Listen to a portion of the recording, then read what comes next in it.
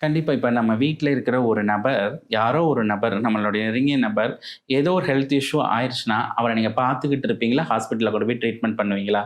நம்ம ஹாஸ்பிட்டல்ல போய் ட்ரீட்மெண்ட் பண்ணுவோம். அதே மாரி துர்மரணமோ, வேற எந்த விதத்திலயும் அவங்க மரணம் அடைஞ்சாலும், அவருடைய ஆத்மா சாந்தி அடையாதனால தான் நம்ம வீடே இரிட்டேஷனா இருக்கும். சிலர் அதனால தான் சொல்றாங்க, அந்த இறந்து போனோன ஒரு 30 நாள், 16 நாள்லாம் ரொம்ப மனசு குழப்பமா இருக்கும். மனதளவுல ரொம்ப டார்ச்சல் இருக்கும்.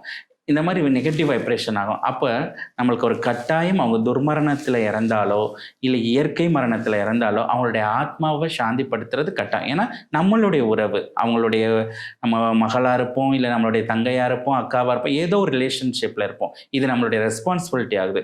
அவங்க இங்க இருந்தா எப்படி கவனிப்போமோ, இறந்து போயிட்டாங்க. இறந்து போயவருக்கு செய்ய வேண்டிய அந்த சாகித்யம், அவங்களுடைய ஆத்மாவ சாந்திப்படுத்தக்கூடிய எல்லா விஷயங்களும் நம்ம கண்டிப்பா செய்யணும். செய்யாம இருக்கும்போது, அந்த ஆன்மாவுடைய வைப்ரேஷன் நம்மள வந்து கண்டிப்பா நம்ம வீட்ட சுத்தி வரும்.